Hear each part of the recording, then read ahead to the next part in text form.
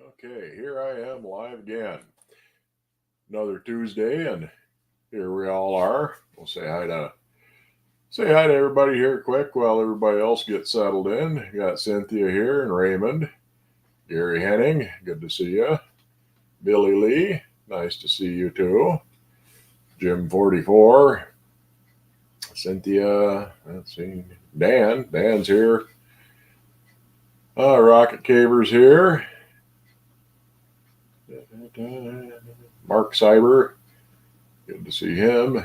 Everybody's saying hi to everybody else at the moment. Got a question for you. I'm going to show you a couple of things here first.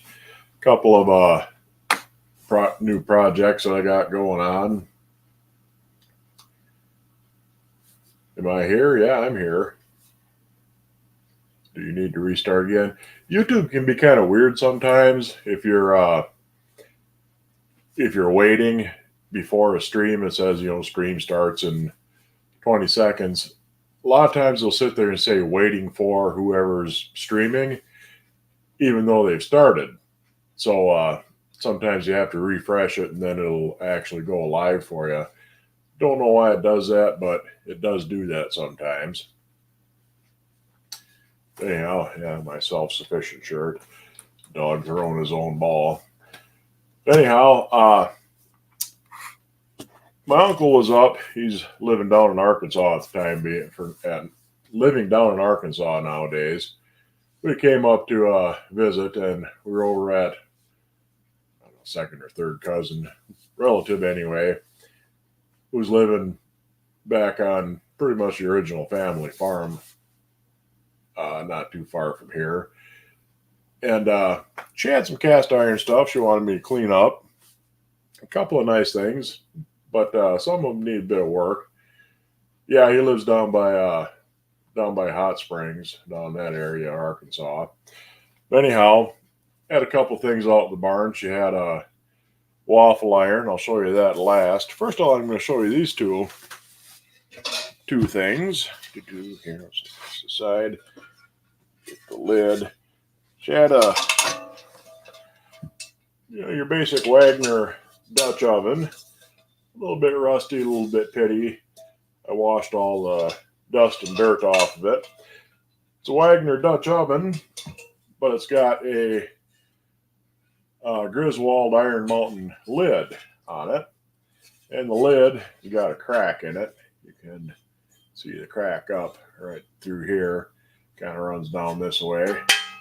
And you can definitely hear, get my mic over here where it belongs. There we go. And you can definitely hear that buzzy noise. Definitely got a crack in it. But I'll get that cleaned up and weld that crack up. That's nothing too difficult to fix. But the kind of cool thing that she had that she wants me to get restored for her is a big old number 7 Wagner drip drop oval roaster. There's the lid for it. Clean that up a little bit. Like I said, just wash the dirt and the loose rust off of it. I don't think that's going to be too badly pitted by the time I get it cleaned up. We'll see how it goes, but it should clean up pretty good. The outside looks nice. No real significant pitting on the outside anyway. But I cleaned up the bottom of it, and it turns out that it's got a big old crack in the bottom. That kind of looks like it had water in it at one time and it froze and broke the bottom off of it. But I'll see what I can do about fixing that crack in there. But that'd be pretty nice to get that all cleaned up. Should be able to get her a lot better condition than what it is now anyway. The other thing she had that I'm cleaning up for her, she had a number 8 Griswold waffle iron, but it had the wrong base. So I'm going to trade her bases. I've got an extra Griswold number 8 base. But I'm not sure who made this base. I don't know, Lodge maybe? Favorite? There's no name on it. See a little bit of a pointedness to the handle, big loop in it. It's got a raised 8 and an X on the back side.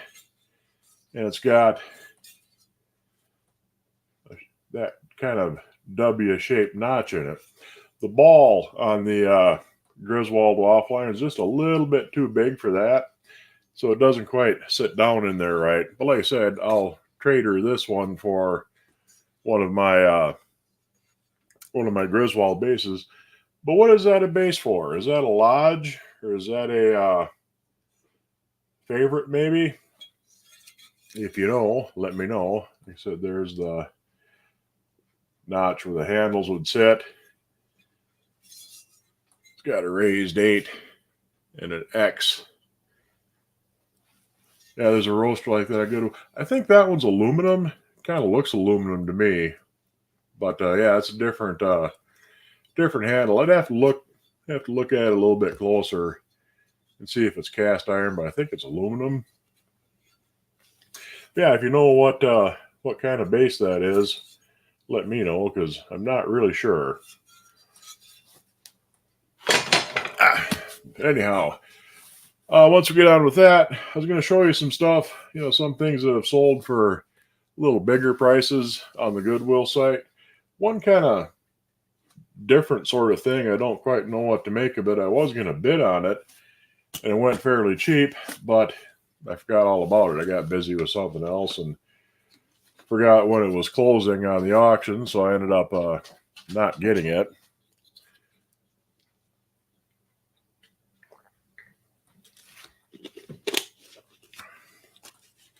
Let's see, get this out of the way.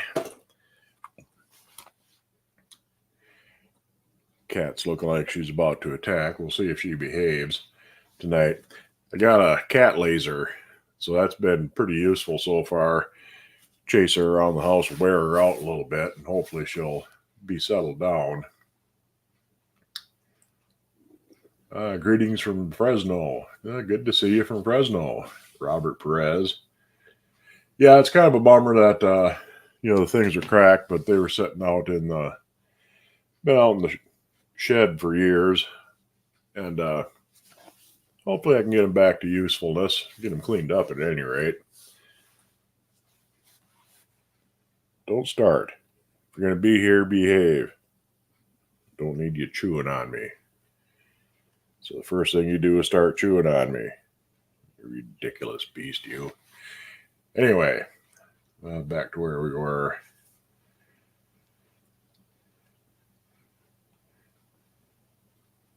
Okay. Yeah, I'll bring up we'll get underway here with these things at the Goodwill site.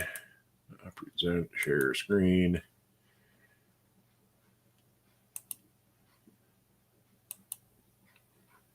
There we go. And there's that stuff. We'll start us off here. It's always kind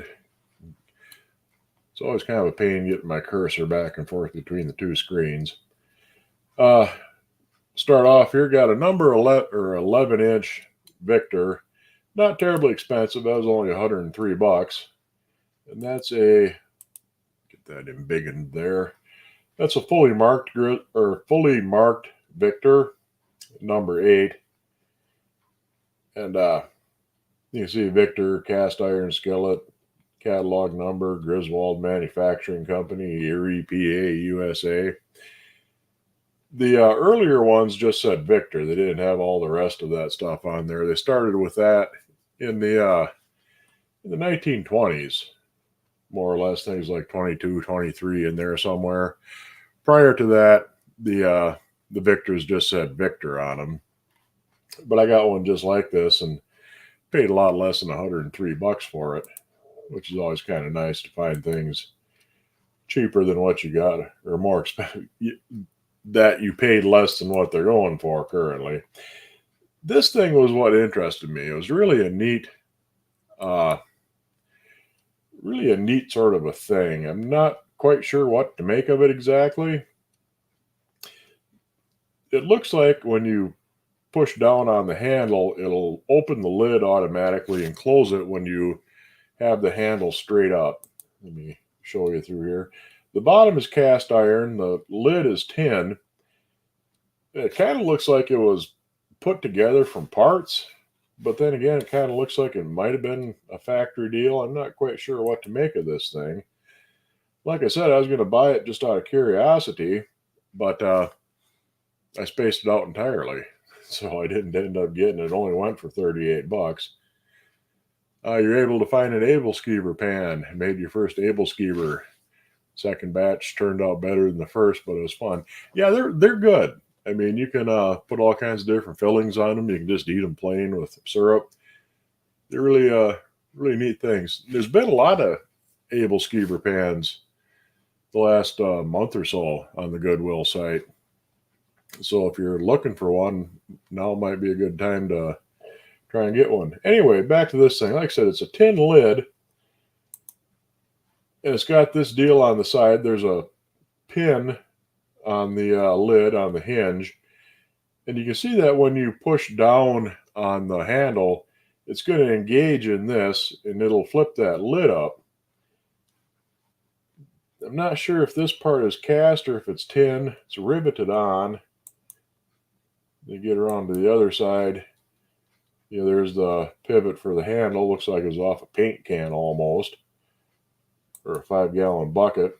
You can see the lid comes off, but the pan has this kind of hump in the side of it.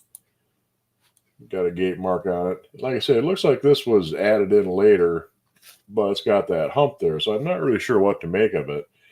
It's got 4 little feet on it. Look like they're pretty well worn off. But yeah, like I said, I definitely would have bought that just out of curiosity because it's a neat looking thing. There you can see the hinge a little more and the handle. But yeah, you can see it's 2 pieces here. This isn't part of the side, it's added on. And that might be cast. Kind of, like I say, it's kind of hard to tell from the pictures. But you got that ridge cast in there. It looks like it was made to have that put there. But at the same time, it kind of looks like that was added on because you can see it's kind of cut out here to make things fit. Yeah, it's just a weird little thing. Would have been really nice to get that, but oh well. Sometimes things just don't work out in your favor. Like I said, yeah, that's just one of those neat little things you find, and they're just interesting for their own sake. Gate marked item to boot. Yeah, gate marked. It's got or had feet on the bottom. They might have worn down, or I don't know how big they were to begin with. But definitely an interesting thing. Went fairly cheap and didn't get it. So we'll get rid of that. Here's a number 4 Griswold skillet. Went for $237, which is more than they usually go for. But this one is a little bit different. This one's a heat ringed. Kind of looks like an earlier one too. It's not quite a slant logo, but that's a little bit different looking. A little bit different looking font on it. So I think this is probably an earlier one. And you can see it's got a heat ring on it. That's the first time I've seen a heat ring number 4. Usually the ones I've seen are all smooth bottomed. But the smooth bottom ones, the price seems to have come down on those lately. It used to be they were selling for $150 or so, sometimes even more. But nowadays I see them selling $60, $75 in there fairly often. So I don't know if demand has kind of eased up for a little while for them. Maybe everybody that was desperately searching for a number 4 found one, and they'll settle down for a while. I'm sure they'll go back up because number 4s are uncommon and there's a lot of demand for them. Isn't there a brand that had an indented side? I haven't seen anything quite like that. Some of the smokeless skillets, they had kind of like a chimney on the inside. It stepped in and it was like a little chimney built onto the inside of the pan. But with kind of a hump indentation like that, I haven't seen that before. And like I say, it looks like it was made to fit that hinge and lid mechanism because there's ridges cast in the side where that fits in. But why you'd have to have that, step in the bottom, I don't know. That's just kind of it's just an odd thing. Number 4 Griswold would be a nice pine.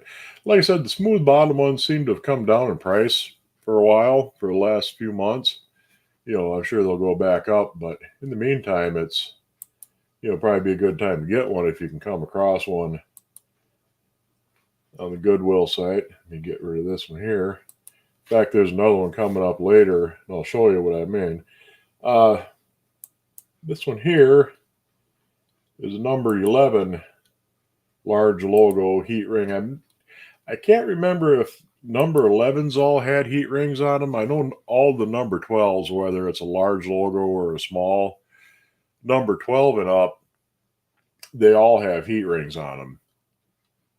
But can't remember if 11s all had heat rings or not.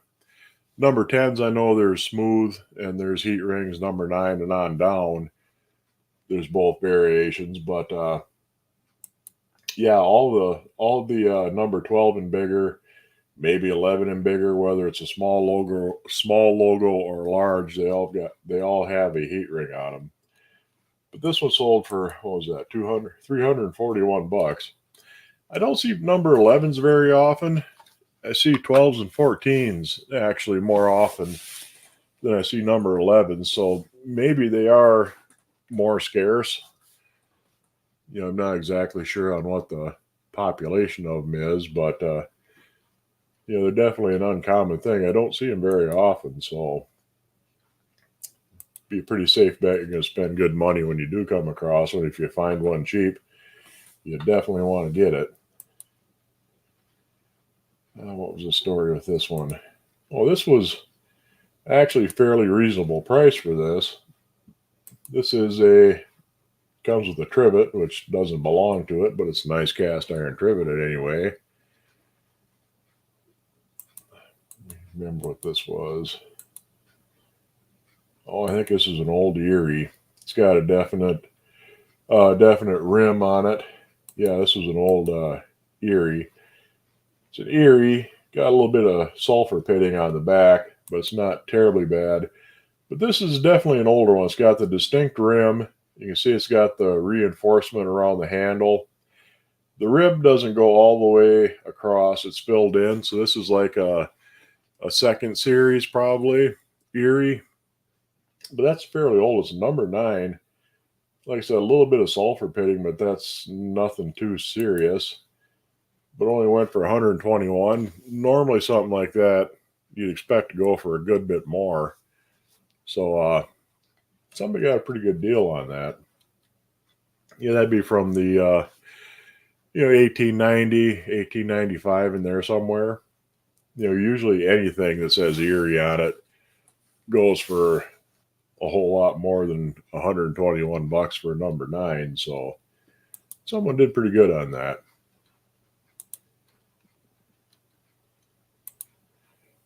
Where here you got a number 7 Erie, and that went for $227. Let me see which. This one's probably about the same period, or might be a little difference here to see if you see the rim.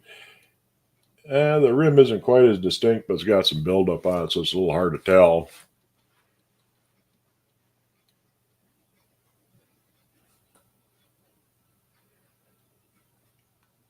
That's maybe a third series, but that's still about the same time period.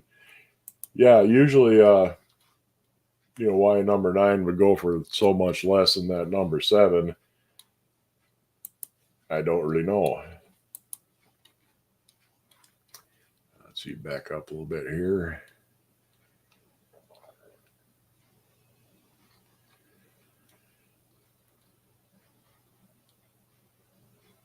Cynthia's having troubles with her connection.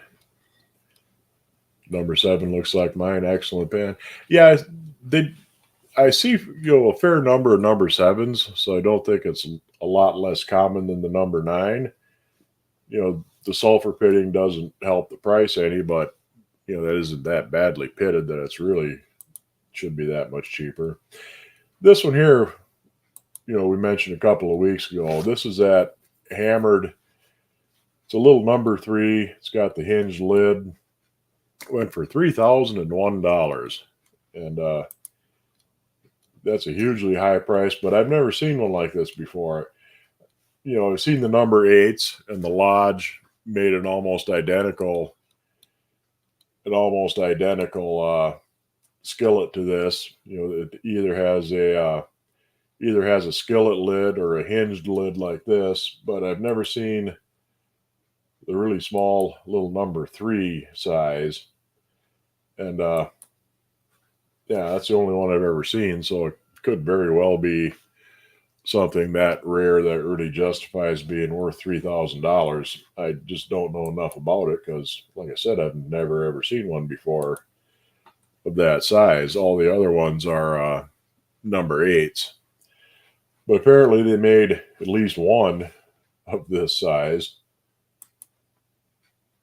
This could very well be one of those things where there's only maybe a half a dozen of them or so known to exist. But at any rate, that is definitely a pretty cool thing. That's the small logo.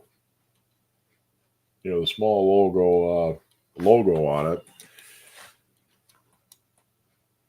So it was made after about 1940 or so. But yeah, I've never seen anything like it. So $3,001, a lot of money, but if it's really something that rare, I can see it going for something like that. Let's see what's the story with this. See, a lot of these have been, I collect them over 2 or 3 weeks and kind of forget why exactly what they were. Sometimes I take the time and make some actual notes on them so I know what it is before I click on it, but that's just a basic number 10 smooth bottom Griswold for $182. Are there 3 sizes of Griswold logos? Yeah, kind of. The slant logo and the large block logo are about the same. There's a small logo, and then there's also, they call it kind of a medium logo. You see it sometimes on groove handled small logo skillets, but it's not as small as the small one. It's definitely bigger. It's noticeable, especially on like a number 3. And that's where I've usually seen them, was on number 3s. But it's bigger than a small logo, but smaller than a large logo. That and they did scale the logos up and down a bit depending on the size of the skillets and how big the item was. Like on a big roaster, they were usually a full size logo, but you would get a little bit smaller even with a large logo to fit on certain things. But like I said, this here's a large block logo number 10. Looks to be a real nice shape. A little bit of cleaning and everything will be nice. But yeah, almost $200 for that. I don't really see it being that valuable, but that's me and I'm cheap.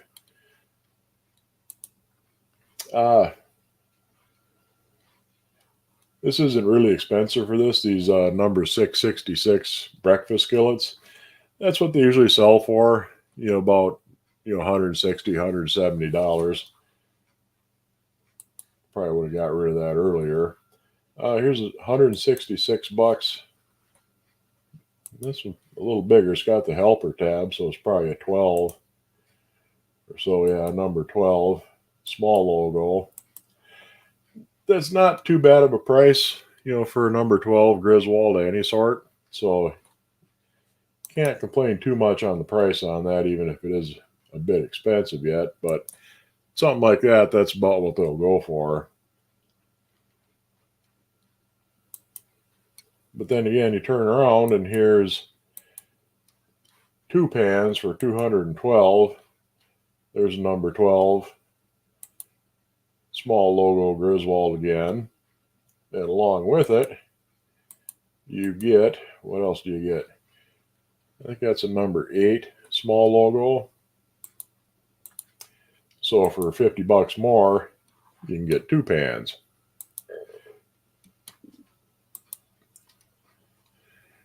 You love your Griswold number 8 and use it in a lot of videos. Yeah, they're great pans. I mean, they cook nice, and they're a nice size to have. And they're pretty light. Griswolds are known for being pretty light.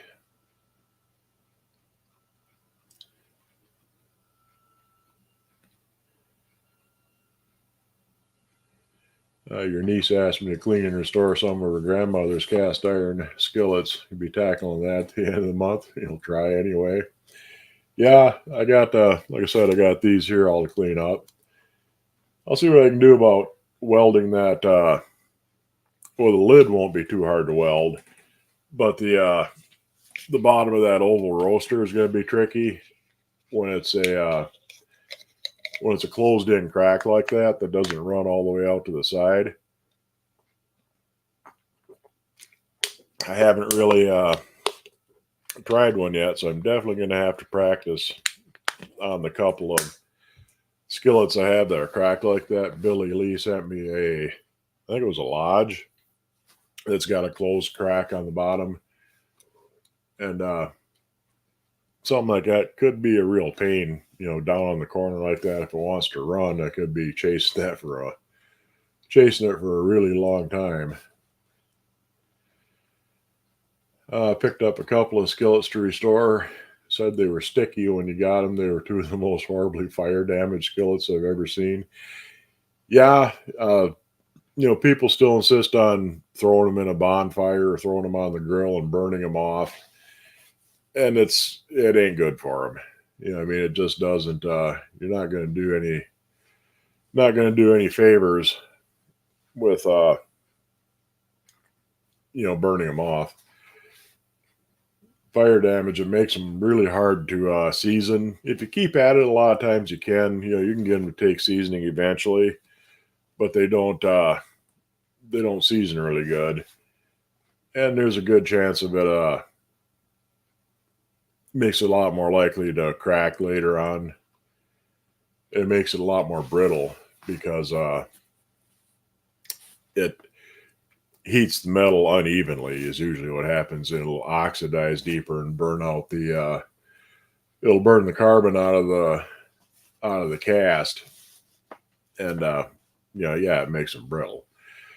A friend of yours says he uses a torch and cast iron welding rods. Yeah, you can gas weld them. I've been using mostly MIG welder because you can weld a lot thinner stuff with a wire feed, and that's been working really good. See a lot with red color from fire damage on Facebook Marketplace.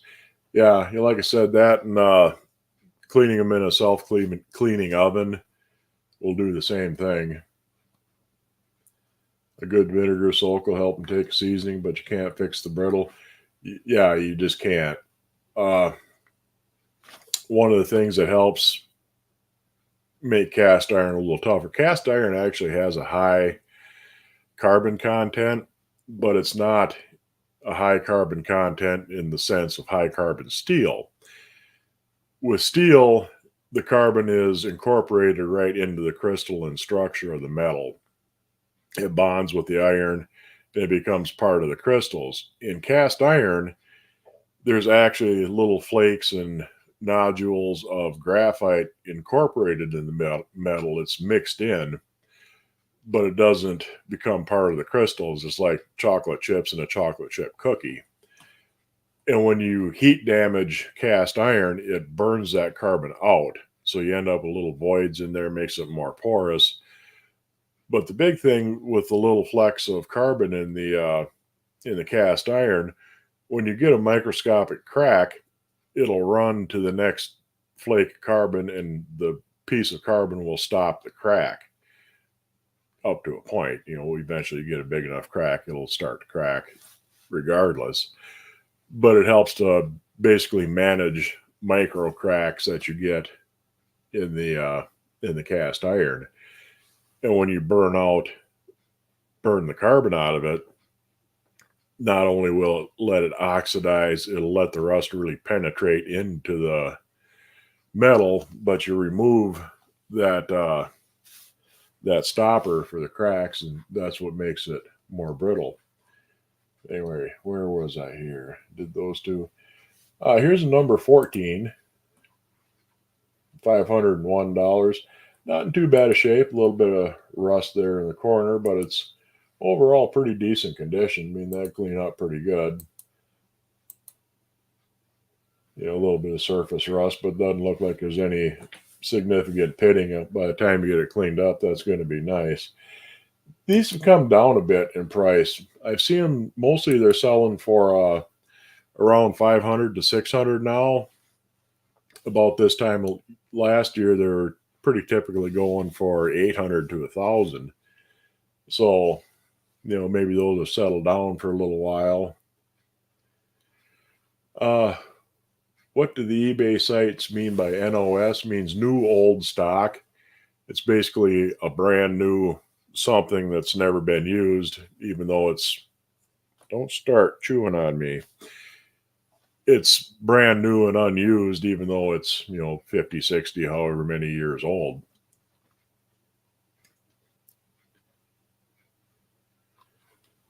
Anyway, get back to these guys here. Yeah, like I said, I've seen these. The price has been running around $500 to $600 for the number 14 Griswolds, which is kind of nice. So, it's less than 800 to 1,000 at any rate.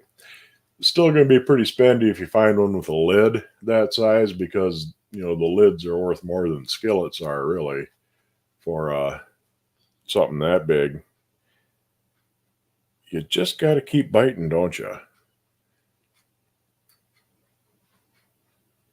Anyway, I get rid of that. Let's see here. There's another Erie. That's a number 8 Erie for $150. This is a later series. You can see on this one it doesn't have that really distinct rim to it. But that's an Erie, number 8. It's also got the inset heat ring. So this is one of the later series. I think 5 or 6 is what the different series they went up to. It doesn't have the outside heat ring. This is right when they were starting to transition over to putting the Griswold on it. The number 14 on Goodwill right now has a crack. Yeah, I've got that one, bookmarked. We'll see what that ends up going for.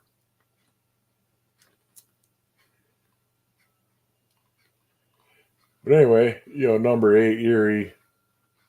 Like, I'd have to double check how many series they went through. If this is like 5, 6, or 7, but like I said, this was one of the later ones right before they transitioned over to Griswold, and this would be around 1910, give or take a couple of years. That went for $150, and that's pretty much what they'll go for. And yeah, the little wiener dog pet dish holder. I just thought that was kind of a cool little dog for $50. I don't know who made it. Probably an import. Little sticker on it. Usually, a little sticker on it is, made in Taiwan, made in China, something like that. But that's a neat little thing for $50. Just wanted to show him. Clear that one off and that one off. Yeah, and here's another number 10 Griswold. That's another smooth bottom one. That was 201. So it seems like some sizes tend to go up.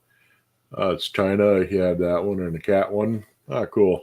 Yeah, usually when they got that little sticker on there, it's made in China, made in Taiwan.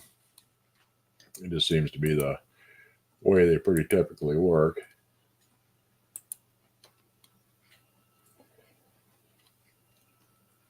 Let's see what else we got here. Another Erie. What'd this one go for? It's taking its time coming up. There we go. $366. What's the story with this one? That's definitely a lot more money. That's a number 9. This is, definitely one of the earlier ones, probably a first series. You can see how it's kind of hollowed out around the hang and hold, and it's got the big ridge.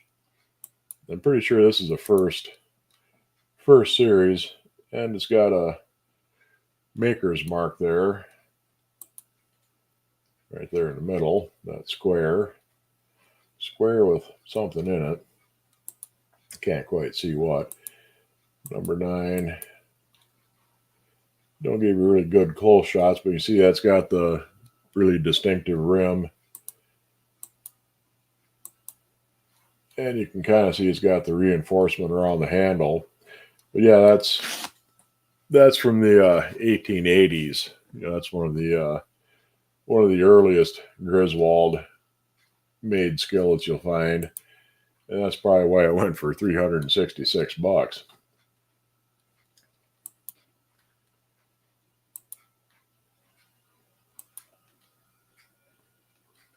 Let's see. I guess just another. What's the story here?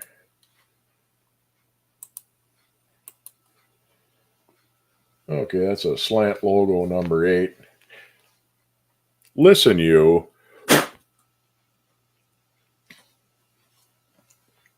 You can go back outside, Get your ass banished.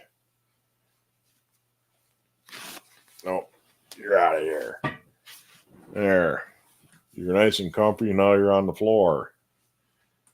Go chewing on me, you silly cat. Do you know how to identify the series of your Erie number 9 round griddle? Spreadsheet doesn't cover round griddles, only says Erie with an A at 6 o'clock and a 9 under the handle. They didn't go through quite as many series with the griddles as they did the skillets. I think they only changed them a couple of times before they started with the Griswold logo. So I think there's only 1 or 2 variations, and I don't recall exactly what the differences are. It's not. It's pretty much either one or the other with the round griddles.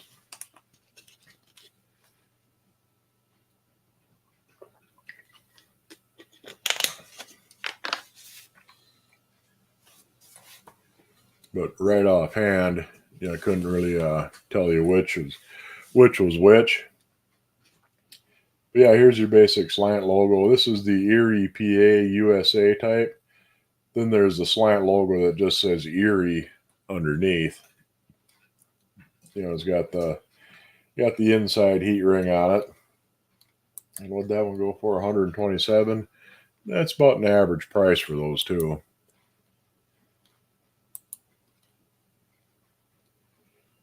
This was $251 for that little Griswold Dutch oven, but that's a number 6, and that's a really odd size. You hardly ever see 6s and 7s for Dutch ovens. They're usually 8, 9, 10, sometimes 12s. But the smaller ones, the number 6 and number 7s, you don't see very often at all.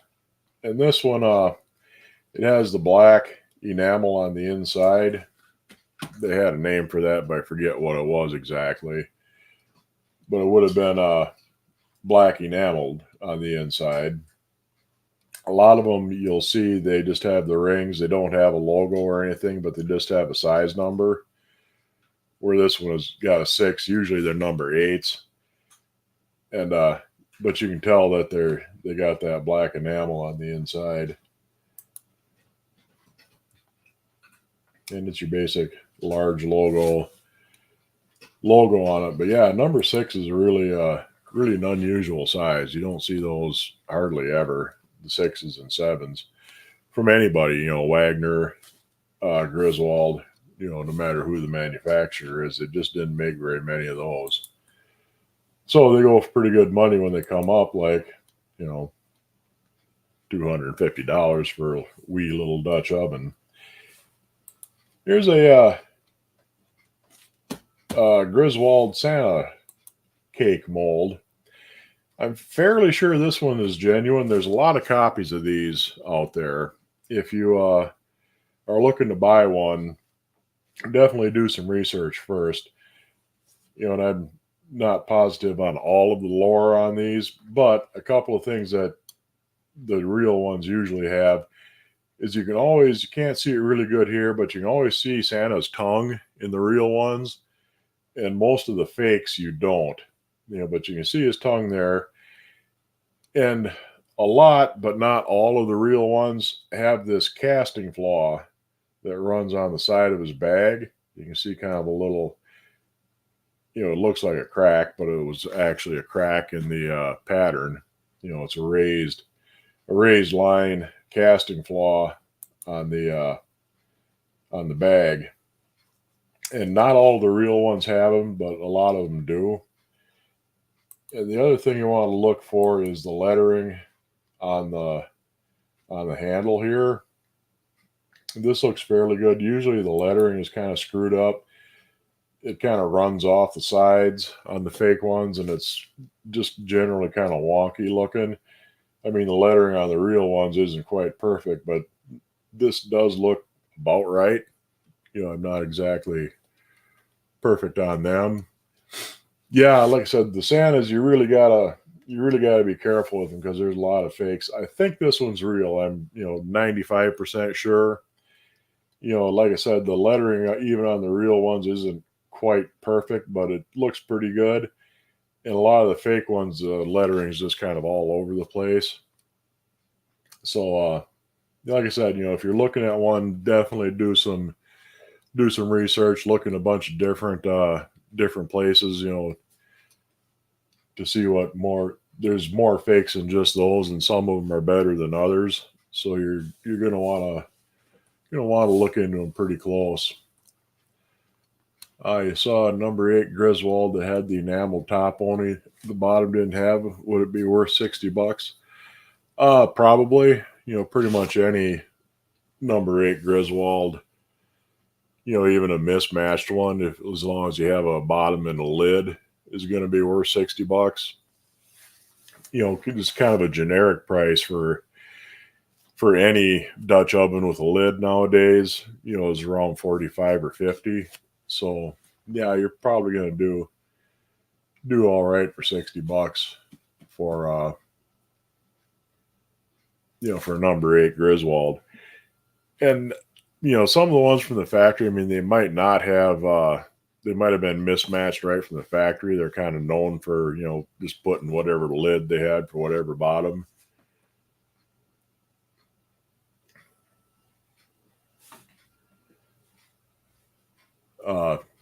Wagner Dutch ovens are known for that. Some of them right from the factory. The cast iron Dutch ovens came with an aluminum trivet, and once in a while, some of the aluminum ones came with a cast iron trivet. So they weren't necessarily all that particular about what exactly went with what, as long as you had the full set.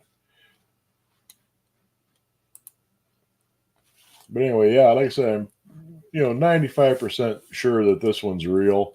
And the overall quality looks good. A lot of the fakes, they're a lot rougher looking casting. They just don't look nearly as good. But like I said, the casting flaw, and you can see his tongue, and the lettering looks decent. So I'm fairly sure it's real. Walking across my keyboard. And yeah, overall looks pretty good. So he ended up selling for, what did he sell for? $311. And yeah, they go for pretty good money when they do come up. But like I say, if you're looking at one, you definitely want to do your research on them. Make sure you got a real one. Okay, yeah, this is another number 4 and a number 3 Griswold skillets. They got a slant logo number 3 with a heat ring, and a smooth bottom number 4 large logo. And yeah, I mean, $126, that's $63 a piece. Like I said, for a long time, I was seeing number 4 smooth bottom Griswolds going for 150 or better, and now they seem to be getting down around 60, 75, 80, usually around 75. And I'm sure they'll go back up before too long, but it seemed like a good time to get a number 7 Griswold. And $60 for that, heat ring number 3 slant logo. Number 3s are small pans, which are usually cheaper, but that's pretty reasonable for that too. They usually go for about that. I need to find a Santa to go with the rabbit and lamb molds. Yeah, good luck. Like I say, there's you definitely want to do your homework on those because there's a lot of fakes out there.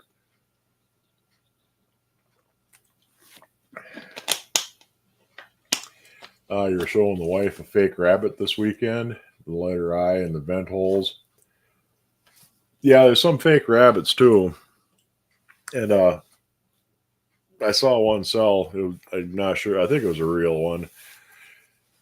But I don't know why I didn't have it in with the rest of these, but it sold fairly reasonable. Usually they sell for around 150 for the rabbits. I think this one sold for around 100. But the rabbits and the lambs, they tend to go up in price in the spring. You start getting in, like the month leading up to Easter. There's always kind of a big run on them, and the prices go up, and then they settle back down over the summer. Griswold already set the bar for cast iron. Yeah, I mean, their stuff was all, high quality. They definitely had some good quality control back in those days. And you very seldom see Griswolds with any real significant flaws at all, out there, casting flaws or really obvious, poorly done work. Let's see, that's just about it. What were these guys? 144. It's a number 6 and some. Oh, that's a Sydney, not the original Sydney Hollowware. That's Sydney after Wagner had bought them out, because Sydney Hollowware used to be a company on its own. Then Wagner bought them out in the I think it was like 1898. Wagner bought them, and then for up until roughly 1920, Wagner made stuff with the Sydney name on it. And usually it's a block logo in quotations like this. Some are up high, some are in the middle, some are down low like this. The name kind of floats around on the back of the pan. And some of them also had a star on the pan. It kind of looks like that one's got a square. Get a little bit closer shot of it, maybe we can see. I guess not. It looks like it's got a square in the middle. And this is a little ugly hammered. I think that was a number 5 or number 6. Kind of hard to say. Oops. But not too bad of a price for the two of them. A Wagner Sydney and a little ugly hammered skillet for $144.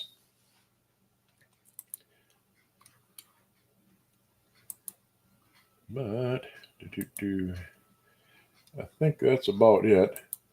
All this Magnolite stuff I'm kind of saving. You see the prices come down on some of this quite a bit. I think these are both the smaller ones, $63 and $52, where they're going damn near $200 a few months ago. This is still kind of high, $100 for that the big aluminum roasting pans, but they were going 150, 160. So I'll probably do these in a month or so, save up some, have a look at the prices on those. Yeah, and here's another odd size, uh, Dutch oven. That's a number 7 Wagner. And like I say, all the 6s and 7s, no matter who made them, are pretty scarce. This has got the trivet to it, and you'd be probably pretty hard pressed to find a number 7 trivet for that. You can see that's only about 8 inches across on top. But yeah, the odd size ones, the 6s and 7s, are pretty scarce. So you're going to spend good money whenever you come across one of them. Rocket Caver's got a bail. We'll see you next time around. But that pretty much wraps up what I had for unusual and expensive items. Some of them weren't too bad priced, but yeah, some of the stuff definitely getting more and more expensive for some of the outliers, some of the rarer and less common things. People are realizing that they're rarer and less common, so the prices are going to reflect that. Especially if it's something like Griswold, where there's a lot of demand for pretty much anything Griswold. So so you're definitely going to pay the price for a rare and unusual Griswold item. Like I say, $3,000 for a little number 3 skillet is pretty damn steep. But like I said, I've never seen one like that. I didn't even know they made one like that. And it's possible there's maybe only 5 or 10 of the things in existence. It's like which was it, the BSR number 4, that there's only like a dozen of them of that. The BSR, I think it was the BSR Red Mountain. Billy Lee probably knows offhand. But yeah, I mean, some things are just rare as hell, and they're well enough known that they're rare that there's going to be demand for it. I mean, some things are so rare that nobody's heard of it, and the price doesn't reflect the rarity. But some things, that there's enough interest in them, it really drives the price up. Like I said, has anybody figured out what this waffle iron base is? I'll show it to you one more time here. You see the handle, it's got kind of a long loop on it. Comes to a little bit of a point. There's a number 8 on the bottom and an X on it. And there's where the handles would sit. And it's got the ball there. Like I said, it may be a Lodge, but I'm not really sure. Not sure what that would fit. If anybody knows offhand, feel free to let me know.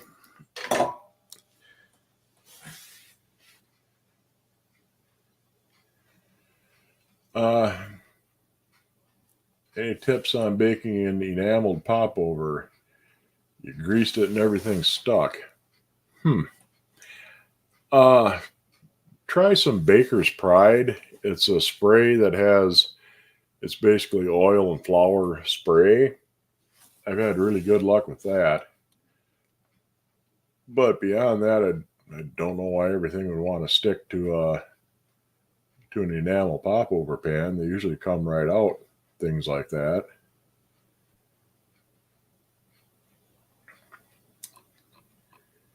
But yeah, I tried. It's Baker's Joy is what it is. Like I said, it's canned spray, but it's just oil and flour that you spray on, and it works great on especially really irregular shaped things. Is that a favorite handle? I don't know. I thought it might be because it's got that, kind of odd notch for the handles there. The favorite, the side-by-side handles maybe. But like I say, I'm not exactly sure offhand what it is. The only other mark is an 8 there. Preheat them, oil, then pour in the batter. Yeah, I mean, like I said, usually enamel, you don't have much problem with things sticking to it. Take it easy, friends. Nighty night. Yeah, it's just about time to wind things up here. It's been 54 minutes. which is unusual. Usually going through the Goodwill auctions takes a bit longer than that, but I didn't have quite as many things. And yeah, it's a lot of things I'll just kind of keep track of what the prices are just to see what they're selling for. Sometimes things are way out of line, but you can at least get a decent idea of what things are going for. Think you're gonna go clean a pan or three? Yeah, I got some cleaning to do. I'll have to get get this stuff for my cousin. Well, actually, she's Ma's cousin. I'm not sure exactly how it would work out. Second or third cousin of mine, some damn thing like that. But I'll get these cleaned up so I can try and weld them. Like I said, I'll have to do a little practicing on that skillet that Billy Lee sent me with the clothes crack. See if I can make it work without having to chase the damn crack all over the pan, because I don't feel like welding all the way around the bottom of that thing. But I'll get them cleaned up, and there's one other thing I was going to show you. Oh, these things. People have said that glitter is the herpes of the craft world. Glitter is also the herpes of the secondhand store. Hopefully you'll be able to see that. But a good half of the time, whenever you get something at a Goodwill, places like that, it'll have picked up glitter from the back room somehow. You never get rid of it. Like I say, it's like herpes. Once you got it, it's there and it's going to spread given any sort of chance. But I got three of these little things. That's a Crofton, which is a import brand. Not too bad of stuff usually. But I got three of these little mini loaf pans. And yeah, damn thing's got glitter on it. And it ain't the first time I've gotten stuff at secondhand stores that got glitter on it. You found a lot with glitter. Yeah, I mean, once you get that stuff turned loose in the storeroom in the secondhand shop, it gets on every damn thing.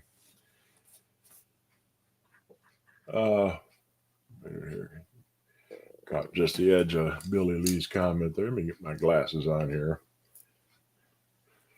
Might be with a Rome waffle iron. No, the Romes usually have a square hinge on the paddles, and the base kind of fits that. And that's definitely that's a vintage base of some sort. I'm not quite sure what.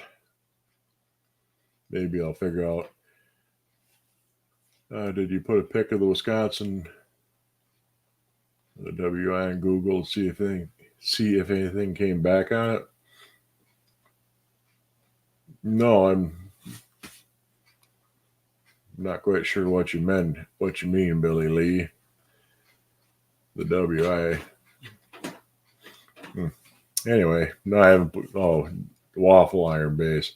No, I just got all this stuff picked up yesterday, so I haven't done anything. Figured maybe somebody'd know offhand, and maybe not. I'll do a little more research. Like I said, I'm kind of guessing maybe Lodge, maybe Favorite.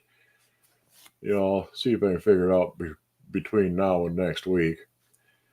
You found your Lyman ingot mold. Need to clean it out. Oh, you have a Lyman Seco RCBS. Yeah, I have just the one I got was a Seco. And yeah, I'll have to put a picture up on my site. You coming up here to attack again? You're going to be nice or you're going to start chewing on me? Yeah, flicking your tail like that, you're going to attack. Uh-huh. I don't know why you decided to be so vicious the last week. You were nice. You used to be a nice cat, and now you're just an evil cat. Go back to being an outside cat. You keep it up. Yeah. That settled you down. Threaten you with exile. Anyhow, we've been at this for an hour. I'll talk to you guys later. I'll be back next week. Got some time off coming up here over the next couple of months. get some things done around the house before winter. Don't. Get some things done around the house before winter, and might be able to get some other things done too. But we'll see you guys next week. Hope you enjoyed the show. I'll do a little bit more research on that base, see if I can figure it out. If anybody else can, I'll put it up with the on the Facebook site and see if anybody can figure it. Do you remember around what year they stopped using Erie only? Around 1910, 1912. In there, they kind of took a couple of years to transition over, but roughly 1910. But anyhow, I'll see you guys later, and I'll be back next week. Bye.